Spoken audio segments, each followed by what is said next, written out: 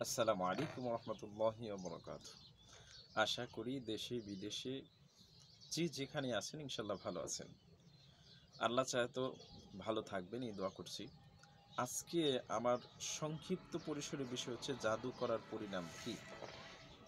প্রকৃতপক্ষে আমাদের দেশে বর্তমানে, শুধু আমাদের দেশে নয়, পুরা বিশ্বে এই জাদুর প্রভাবটা পূর্বে যেমন ছিল বর্তমান সময়ে তার চাইতে কোনাংশে কম নয়। জাদু করার পরিণাম, জাদু করা মানে আপনি যে জাদু করবেন, এই জাদু করা মানে কি, জাদু করাটা হচ্ছে কুফরি। পরকালে জাদুকারীর কোনো অংশ নেই, কেননা এর বিনিময়ে তারা তাদের অর্জিত সব কিছু বিক্রয় করেছে, যা খুবই মন্দ কাজ।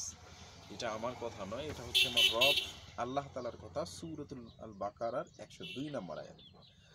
আর তার দুনিয়াবী শাস্তি হলো মৃত্যুদণ্ড। জাদুকরের দুনিয়াবী শাস্তি কি, এটা আমাদেরকে মনে রাখতে হবে। জাদুকারীর দুনিয়াবী শাস্তি হচ্ছে মৃত্যুদণ্ড, তাকে মৃত্যুদণ্ড দিতে হবে। এটা হচ্ছে জাদুকারীর দুনিয়াবী শাস্তি।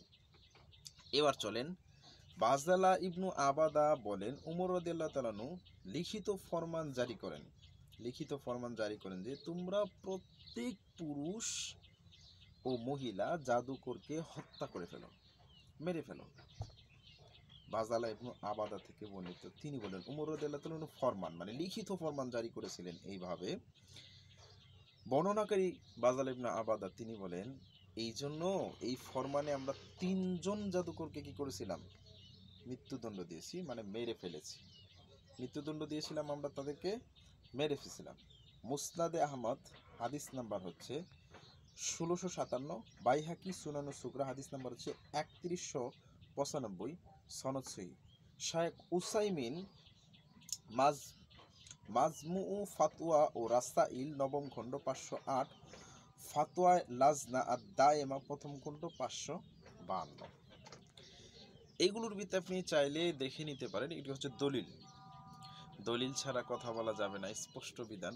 তাই দলিল দিয়েই কথা বললাম, মেনে নিতে হবে ইনশাল্লাহ। হ্যাঁ, আমরা মানার চেষ্টা করবো। আর যাদের জাদুর পরিণাম জানার ইচ্ছে ছিল তারা অবশ্যই ইনশাল্লাহ এই ভিডিওটুকু দেখলে আশা করি ইনশাল্লাহ জেনে যাবেন। আর জাদুর ব্যাপারে যে প্রশ্নগুলো বা যে উত্তরগুলো ছিল আস্তে আস্তে আমি দিয়ে দিচ্ছি এবং কমপ্লিট করে ফেলবো ইনশাল্লাহ মুস্তান। তারপরে যদি কারো কোনো কিছু জানার থাকে তাহলে আপনার আমার এই ইউটিউব চ্যানেলে তেমন আমি অভিজ্ঞ না, মানে ইউটিউব সম্পর্কে তেমন একটা অভিজ্ঞ না।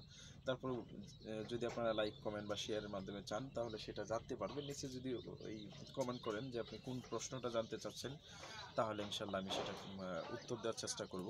বা ফেসবুকে যদি আপনি করতে চান, প্রশ্ন উত্তরটা চান যে এই প্রশ্নটা জানতে চাচ্ছি, তাহলে জেনে যেতে পারবেন। বা আপনি নাম্বারে চাইলেও সেটা সম্ভব।